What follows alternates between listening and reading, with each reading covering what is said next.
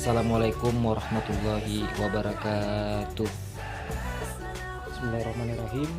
Pada kelas 12, pembelajaran pertama kita itu terkait dengan khilafah atau pemerintahan dalam Islam.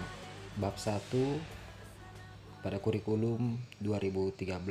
Mohon disimak dan kemudian terlebih dahulu kita membaca doa sebelum memulai pembelajaran ini. Nah, berikut petunjuk belajar, silakan dibaca sebelum kita mulai. Kajian terkait dengan khilafah Islamiyah masuk pada kajian fikih siyasah syar'iyah. Mari kita perhatikan penjelasan apa itu siyasah syar'iyah. Siyasah syariah ada yang menyebut dengan istilah siyasah dusturiyah, dapat diartikan sebagai politik Islam. Dalam Islam pun kita belajar tentang politik. Politik dalam sudut pandang atau kacamata Islam, di mana pembahasannya terkait permasalahan kekuasaan, fungsi, dan tugas penguasa dalam pemerintahan Islam serta hubungannya dengan kedaulatan rakyat, seperti sistem pemerintahan pada umumnya. Politik Islam, di mana perkembangannya telah dimulai sejak Rasulullah SAW hijrah ke Madinah. Salah satu wilayah dahulu bernama Yasrib, kemudian berubah menjadi Madinah. Penggantian nama ini sudah menunjukkan langkah politis Rasulullah SAW. Seperti perkataan Arab Madinah berarti kota. Kata Madinah berasal dari akar kata din yang berarti patuh. Akar yang sama dengan kata agama berasal. Ingat, akar kata din merupakan suatu kata yang mengacu pada ide tentang kepatuhan terhadap aturan tertentu. Jadi dengan demikian, penggunaan kata Madinah oleh Rasulullah untuk mengganti nama Yasrib menjadi semacam deklarasi atau proklamasi bahwa di tempat baru itu akan diwujudkan suatu kehidupan masyarakat yang teratur. Kenapa bisa demikian? Jadi kita lihat Rasulullah membentuk suatu kehidupan sosial yang ditegakkan atas dasar kebaikan bersama dan keseimbangan pemenuhan hak dan kewajiban masyarakatnya. Demikian Madinah tidak sekedar berarti kota, tetapi memiliki pengertian yang lebih luas, yaitu kawasan tempat menetap dan bermasyarakat bagi mereka yang memiliki peradaban dan budaya yang mencakup negara dan pemerintahan. Itulah upaya Rasulullah untuk membangun masyarakat berperadaban melalui naskah Piagam Madinah, konstitusi negara modern pertama di dunia. Konstitusi Amerika jauh tertinggal dibanding Piagam Madinah. Inilah sejarah politik Islam pertama dipelopori sang revolusioner sejati, Rasulullah SAW. Melalui Piagam Madinah, Rasulullah mengatur hubungan kehidupan masyarakat, baik agama, suku, dan lain-lain. Lantas bagaimanakah menurut pemahaman ulama Abdul Wahab Khalaf, seorang ahli fikih Mesir? Beliau mengemukakan prinsip-prinsip yang diletakkan Islam dalam perumusan Undang-Undang Dasar adalah jaminan atas hak-hak asasi manusia setiap anggota masyarakat, persamaan kedudukan setiap orang di mata hukum tanpa membeda-bedakan stratifikasi sosial, kekayaan, pendidikan, dan agama.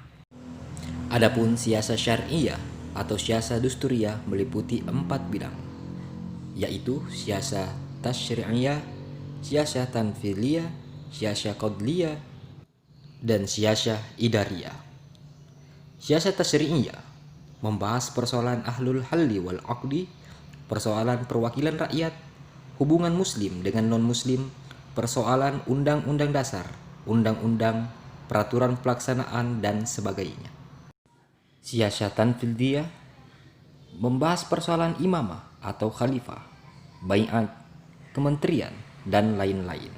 Siyasah qadliyah membahas permasalahan peradilan dan kejaksaan, serta siyasah idariyah membahas permasalahan administrasi dan kepegawaian. Kemudian, berasal dari manakah sumber hukum siasah syar'iyah atau siasah dusturiyah? Sumber yang digunakan adalah yang pertama Al-Quran, yaitu ayat-ayat yang berhubungan dengan prinsip-prinsip kehidupan masyarakat, dalil kulli, dan semangat ajaran Al-Quran. Kedua, Al-Hadis, terutama hadis-hadis yang berhubungan dengan imamah dan kebijakan-kebijakan Rasulullah SAW dalam menerapkan hukum di negara Arab.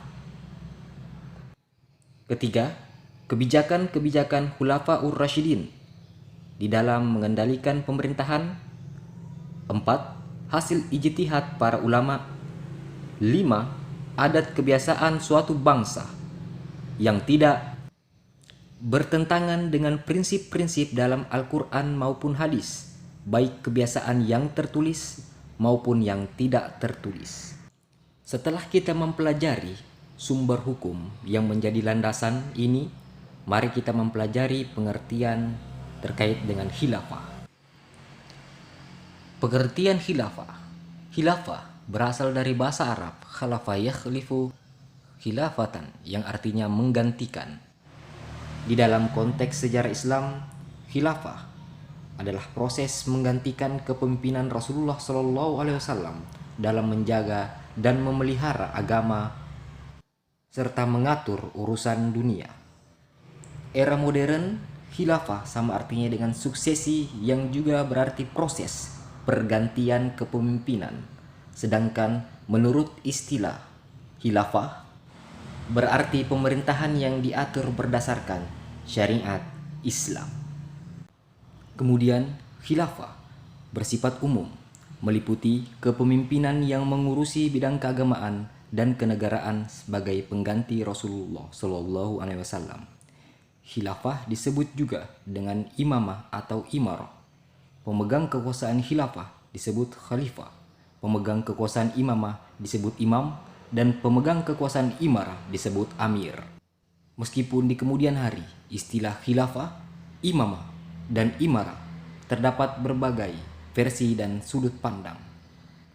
Istilah khilafah yang semula muncul pertama kali pada masa Abu Bakar sebetulnya lebih karena posisi beliau yang merupakan pengganti khalifah Rasulullah SAW, sehingga masyarakat menyebutnya dengan panggilan Khalifah Ar-Rasul, yang berfungsi melanjutkan tugas Rasulullah dalam kapasitasnya sebagai pemimpin politik dan keagamaan, dan bukan sebagai Rasul. Sedangkan pada masa Umar bin Khattab, gelar khalifah diganti dengan amir, atau kita kenal dengan Amirul Mukminin. Pemerintahan Abbasiyah, gelar khalifah, tidak sekedar bermakna pengganti Rasul, tetapi pengganti Allah di muka bumi, Khalifatul fil ard. Adalah Al-Mansur, khalifah Abbasiyah kedua, yang mula-mula menyebut diri sebagai Khalifatullah fil ard, atau pengganti Allah di muka bumi. Sedangkan gelar amir pada masa itu digunakan untuk jabatan seorang kepala daerah atau gubernur.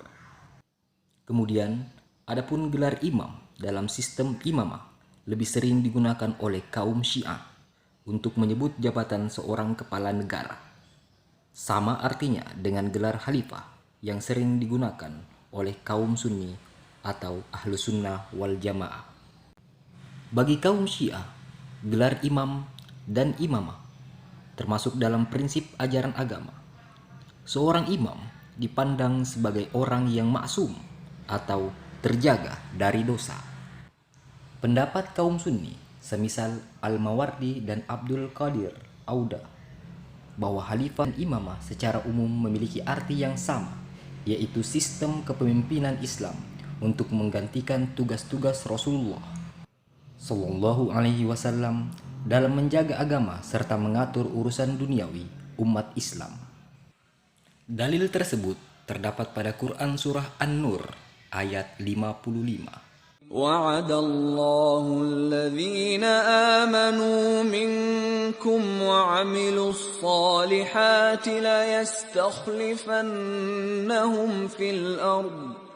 لَيَسْتَخْلِفَنَّهُمْ فِي الْأَرْضِ كَمَا اسْتَخْلَفَ الَّذِينَ مِنْ قَبْلِهِمْ.